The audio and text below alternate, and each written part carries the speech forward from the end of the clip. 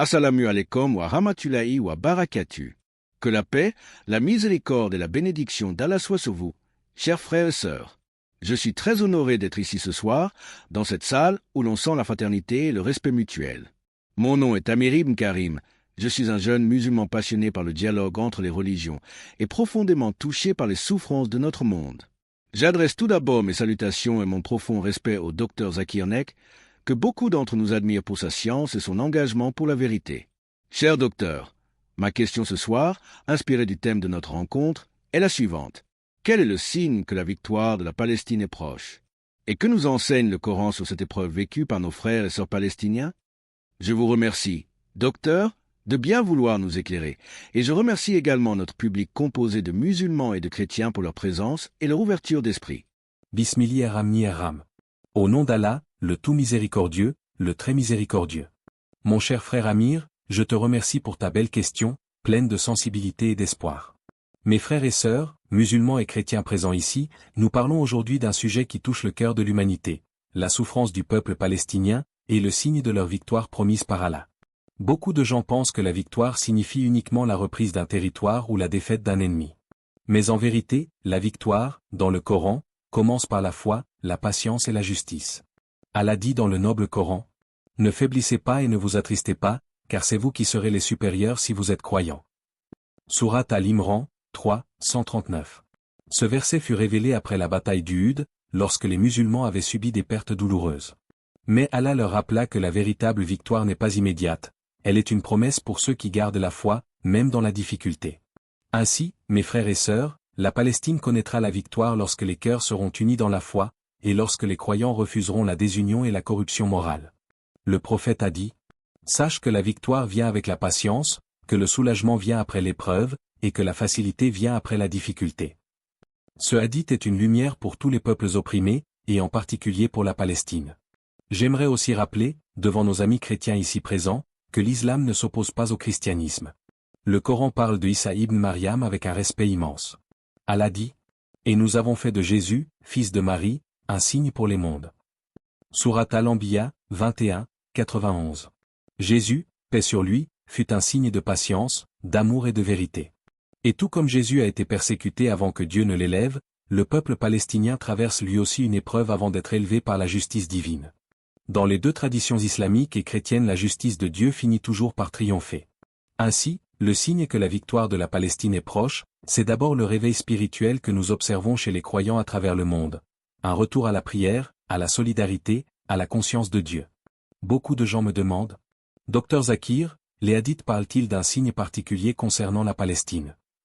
Et je réponds, oui, plusieurs traditions prophétiques mentionnent que la terre bénie de Cham, qui englobe la Palestine, la Syrie, la Jordanie, le Liban, sera un lieu central dans les événements de la fin des temps. Le prophète a dit, « Une armée se rassemblera à Al-Ghouta, près de Damas, l'un des meilleurs endroits de la terre, à cette époque. » Cela signifie que les grandes épreuves et les grandes victoires spirituelles se joueront dans cette région bénie. Mais attention, il ne s'agit pas seulement d'une guerre physique. Il s'agit avant tout d'un combat entre la vérité et le mensonge, entre la foi et l'injustice. Et c'est là que nous devons regarder le signe le plus important. Le réveil des consciences. Partout, des jeunes ou musulmans, chrétiens, et même des non-croyants s'élèvent contre l'injustice. Cela, mes frères et sœurs, est un signe clair, le monde s'éveille à la vérité, et la promesse d'Allah approche. Beaucoup se demandent, pourquoi Allah permet-il tant de souffrances? Mais le Coran nous enseigne que les épreuves sont un test de foi. Allah dit, « Pensez-vous entrer au paradis sans qu'Allah ne distingue ceux qui luttent et ceux qui endurent avec patience ?» Sourate Al-Imran, 3, 142. Ainsi, la Palestine est aujourd'hui un miroir de la foi mondiale. Allah regarde, qui parle pour la justice? Qui garde la patience? Qui reste silencieux? Et c'est pourquoi, mes frères et sœurs, nous devons comprendre que le signe de la victoire ne viendra pas d'une armée ni d'un traité, mais de la réforme morale des croyants. Quand les musulmans reviendront sincèrement à leur religion, quand ils prieront ensemble, quand ils abandonneront la division et la haine, alors Allah accomplira sa promesse. Aujourd'hui, des millions de jeunes dans le monde s'éveillent à la foi. Ils lisent le Coran, ils défendent la justice, ils refusent le mensonge. Ce n'est pas un hasard. Le prophète a dit, « Ma communauté ne s'unira jamais sur l'erreur. » Voyez-vous? Ce grand mouvement de conscience, cette solidarité mondiale envers la Palestine, est en soi un signe divin. Allah dit, Et nous voulions favoriser ceux qui étaient opprimés sur terre, en faire des dirigeants et en faire les héritiers. Sourate Al-Qaza, 28, 5. C'est là, Amir, le signe que la victoire approche. Les opprimés seront les héritiers de la terre, par la permission d'Allah. Mes chers frères chrétiens, souvenez-vous. Dans votre évangile aussi, Jésus, paix sur lui, dit « Heureux les doux, car ils hériteront la terre. » Évangile selon Matthieu 5h5. Le message est le même, la justice triomphe toujours à la fin. C'est pourquoi, en tant que croyants, nous devons marcher ensemble dans la paix, la compassion et la vérité. Car Allah ne regarde pas nos étiquettes, mais nos cœurs. Et le plus grand signe de la victoire de la Palestine, mes frères et sœurs, c'est le réveil de la conscience mondiale, et la promesse divine d'un avenir de justice. Mes frères et sœurs, si nous observons attentivement le monde d'aujourd'hui, nous voyons que malgré la douleur et l'injustice, un changement profond est en train de se produire. L'oppression n'est pas nouvelle. Dans toutes les époques, Allah a permis que les peuples subissent des épreuves afin que la vérité se distingue du mensonge. Allah dit dans le Saint-Coran. C'est ainsi que nous faisons alterner les jours de victoire et de défaite parmi les gens, afin qu'Allah reconnaisse ceux qui croient et choisissent parmi vous des martyrs. Sourate Al-Imran, 3, 140. Chaque période d'épreuve, chaque souffrance subie par le peuple palestinien, n'est pas vaine. C'est une étape dans le plan divin. Allah n'est pas inattentif. Il observe, il prépare, et il promet. Regardez autour de vous, l'oppression se multiplie, mais en même temps, les cœurs se réveillent. Autrefois, beaucoup détournaient les yeux. Aujourd'hui, des voix s'élèvent, des jeunes marchent pour la vérité, des hommes et des femmes refusent le silence. Ce n'est pas un hasard. C'est un signe d'Allah, un mouvement global d'éveil. Allah dit. Ils complotèrent, et Allah complota aussi, et Allah est le meilleur des stratèges. Sourate Al-Imran, 3h54. Ceux qui pensent dominer les peuples oublient que le plan d'Allah englobe tous les plans. Quand les injustices atteignent leur sommet, c'est souvent à ce moment-là que le secours d'Allah descend. L'histoire nous l'enseigne. Souvenez-vous de Moussa et du peuple d'Israël opprimé par Pharaon. Quand Pharaon se croyait tout-puissant, Allah dit. Nous voulions favoriser ceux qui étaient opprimés sur la terre, en faire des dirigeants et en faire les héritiers. Sourate Al-Qaza, 28, 5. Voyez-vous? Ce verset est d'une actualité bouleversante. Ce qui s'est passé autrefois en Égypte se répète aujourd'hui, l'arrogance se croit invincible, mais Allah prépare la libération de ceux qui patientent. Et ce verset, mes frères et sœurs, est un miroir pour la Palestine. Les opprimés seront élevés, les arrogants s'effondreront. Voilà pourquoi je dis, la victoire est proche, non parce qu'un calcul politique le dit, mais parce qu'Allah l'a promis à ceux qui endurent avec foi. Le Coran nous appelle à comprendre que la véritable victoire est d'abord intérieure. Allah dit. Certes, Allah ne modifie pas l'état d'un peuple tant qu'il ne change pas ce qui est en eux-mêmes. Sourate Ar-Ra'd, 13h11. Tant que nous restons divisés, tant que les musulmans s'éloignent du Coran, tant que la prière devient une habitude sans cœur, comment espérer qu'Allah nous accorde la victoire? La première victoire, mes frères et sœurs, c'est le retour à la sincérité, à la pureté du cœur, à la prière sincère, à la confiance absolue en Allah. Voilà le point de départ. Beaucoup de gens me disent « Docteur, nous faisons des invocations, mais rien ne change. » Je leur réponds « Regardez comment les prophètes ont invoqué. Ils n'ont pas prié une fois. Ils ont prié toute leur vie, avec constance, avec des larmes, avec foi. Noé, paix sur lui, a prêché pendant 950 ans, et il n'a jamais perdu espoir. Et Allah, à la fin, l'a délivré.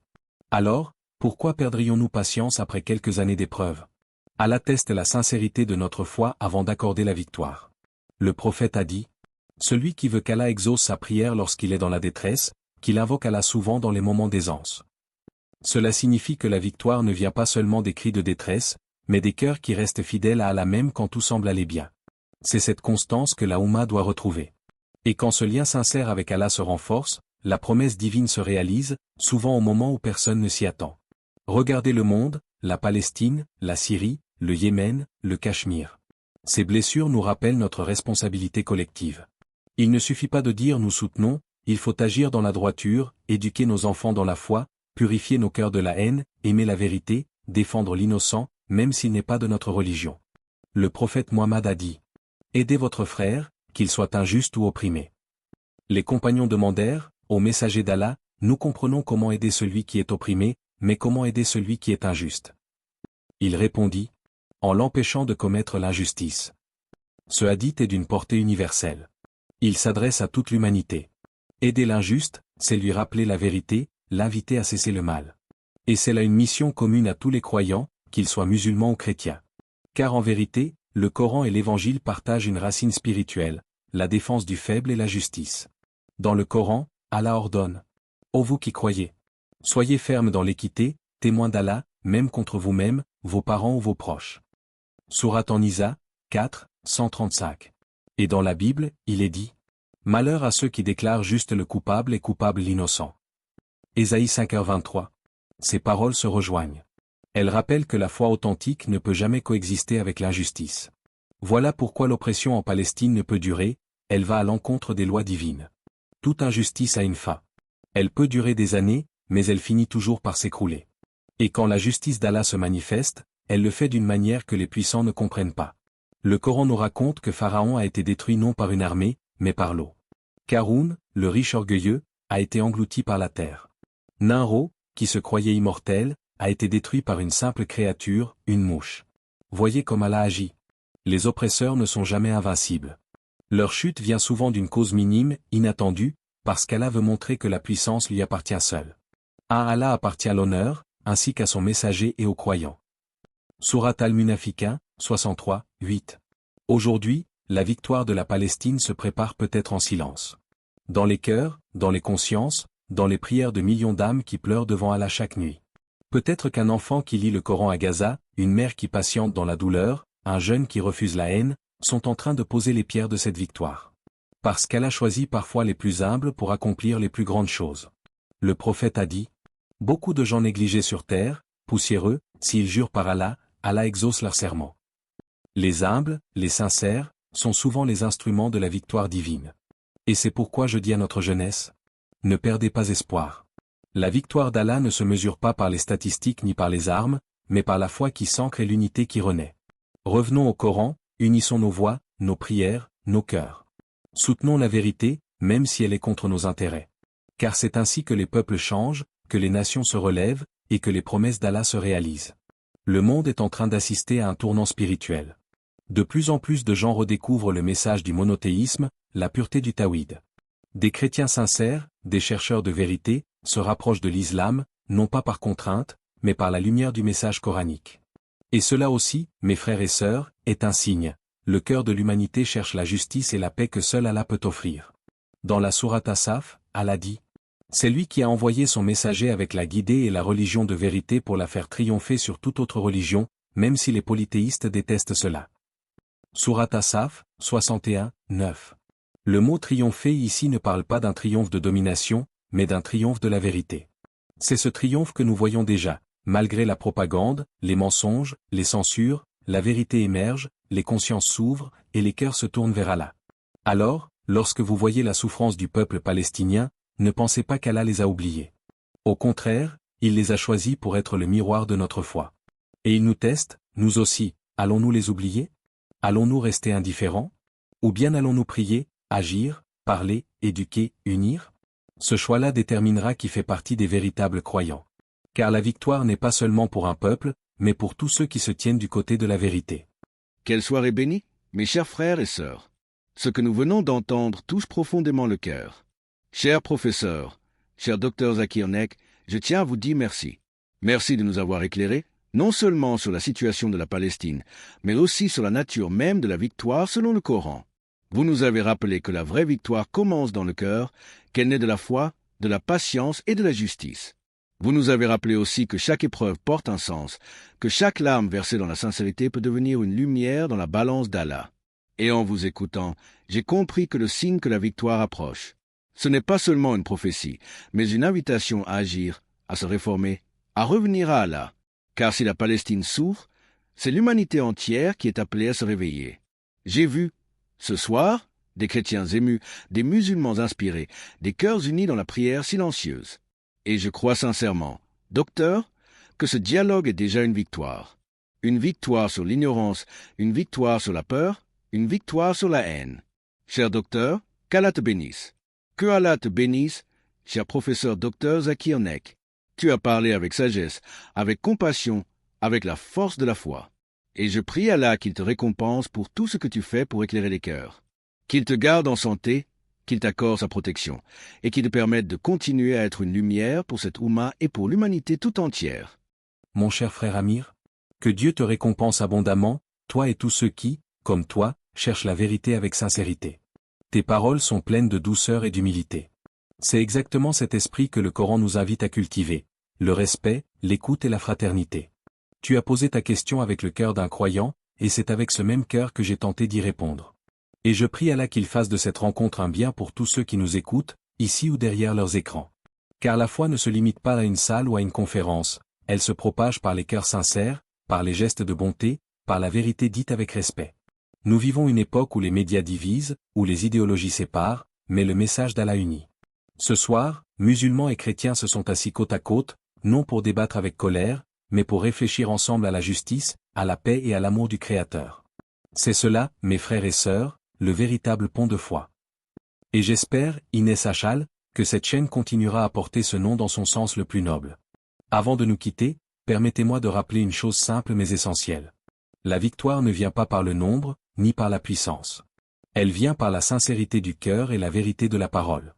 C'est pour cela que le prophète, avant toute bataille, disait à ses compagnons: tenez ferme à la prière, car elle est votre lien avec Allah. Et il leur rappelait: celui qui ne remercie pas les gens ne remercie pas Allah.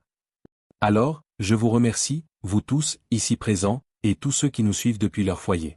Merci d'avoir pris le temps d'écouter, de réfléchir, de sentir la parole d'Allah descendre dans vos cœurs. Mes frères, mes sœurs, amis de toute confession, si ce moment vous a touché, si ces paroles ont éveillé quelque chose en vous, alors je vous invite à continuer ce chemin ensemble. Abonnez-vous à cette chaîne, Pont de foi, car c'est par la connaissance, le respect et la foi que les cœurs se rapprochent. Cliquez sur j'aime, partagez cette vidéo à ceux qui ont besoin d'espérance, et écrivez vos réflexions dans les commentaires. Que chacun y laisse une trace de paix, une parole sincère, une prière pour la justice.